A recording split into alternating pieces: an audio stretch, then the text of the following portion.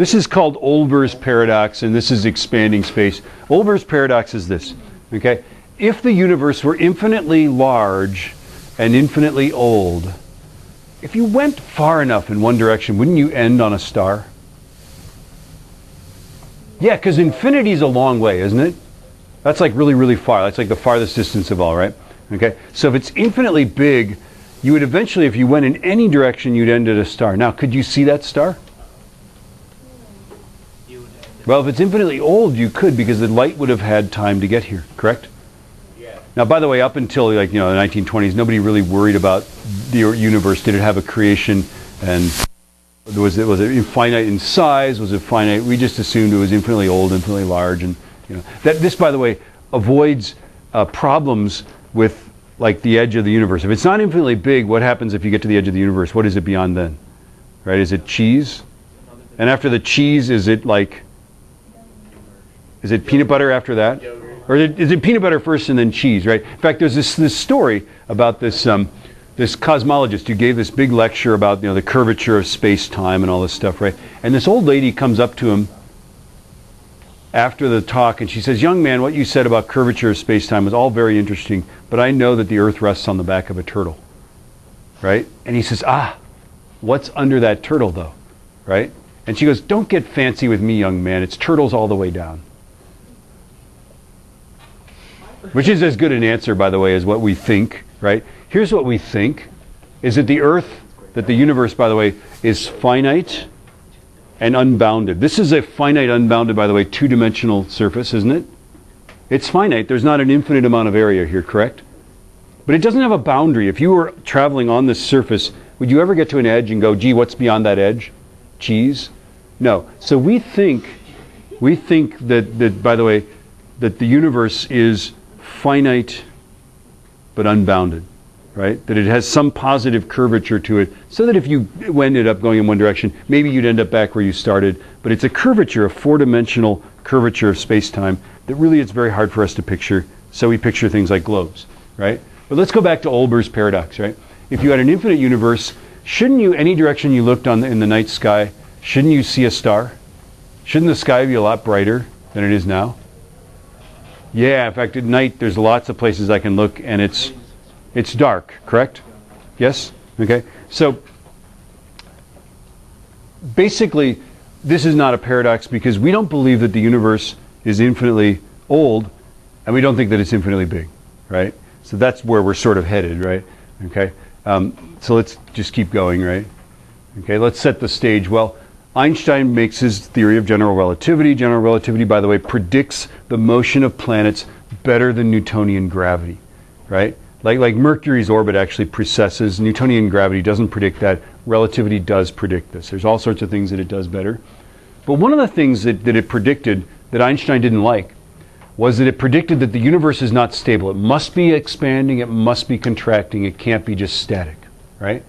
Okay? So what he does is he takes his theory and he thinks it should be static because he thinks it's a static universe, infinitely old, infinitely large, and he throws this term in there, something called the cosmological constant. He throws it in to stabilize the universe. For no other reason than, in his opinion, the universe shouldn't be expanding or contracting, right? Okay? Well, there's this guy who was very poor, but he was a mathematician. He understood four-dimensional geometry. He goes and analyzes the theory with the cosmological constant and realizes that even with the cosmological constant, you can't stabilize general relativity. The universe must expand or it must contract. It cannot just be sitting there. Okay? That's the nature of gravity. Right? By the way, Einstein ignored Friedman's letters, ignored his letters. Finally, Friedman writes to somebody who knows Einstein. That guy read the letters and said, "Look, you need to read this guy's work. He's right." Einstein re-examines it, realizes that this guy's right, and he calls adding that constant to stabilize the universe the biggest mistake of his life.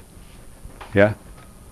Okay? Now, if you're going to name a child, right, Enyar is one possible name for a child, right?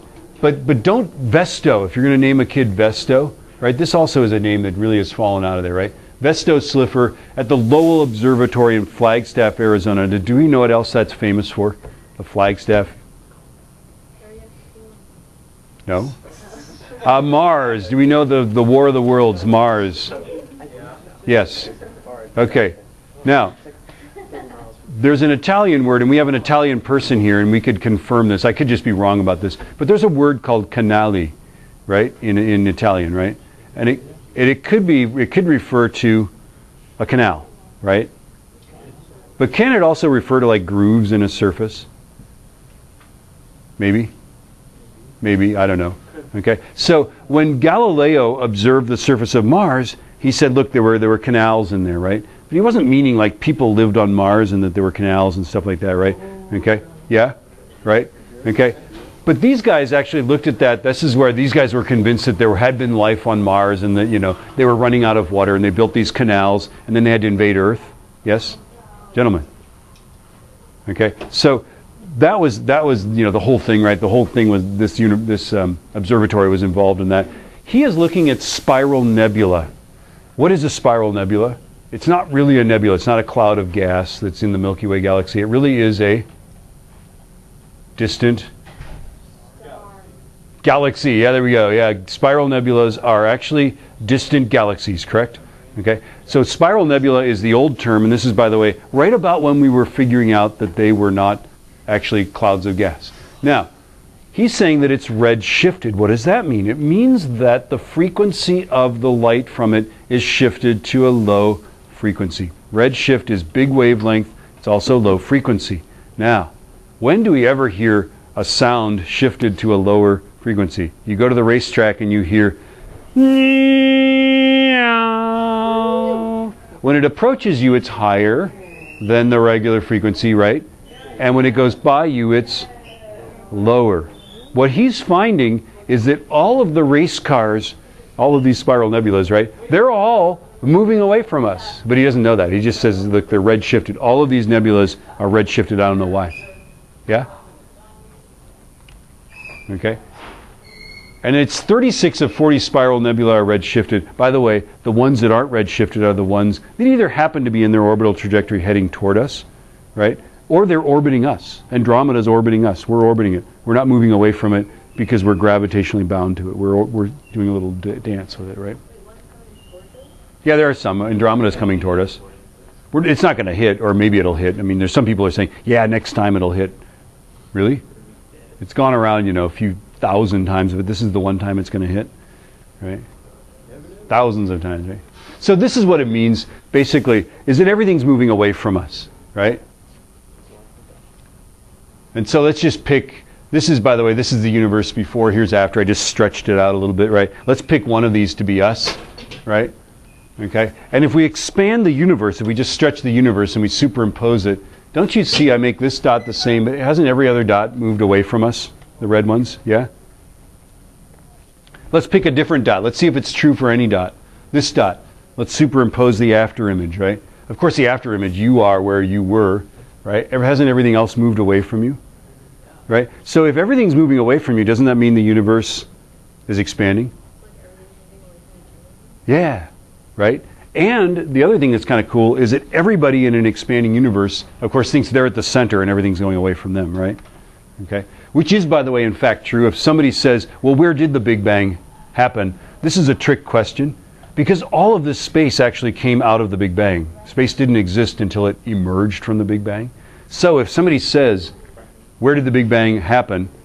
You can say knowingly, and you can pick whatever you think will get the best reaction. Just say, it happened in the end of this marker. And you will be, of course, correct, because this marker and all matter itself, in fact, emerged from the Big Bang, right? And so it was here when this was there when it happened, right? You know, you can also say it happened in Topeka, Kansas, and be equally correct. It happened between us and the Andromeda galaxy. That's also correct. Any place in this universe was in the Big Bang because everything emerged from that, right? This is kind of fun, yeah. You said the Big Bang came, or the universe came from the Big Bang. Yeah. A four-dimensional universe with positive curvature like this, right? So imagine if you could, a four-dimensional bubble of space with probably has positive curvature just going and emerging from that, yeah? Yeah? So the expansion of the universe, we're not talking about galaxies flying through space that already exists. We're talking about the universe stretching, expanding, creating space. right? This is a wild concept. So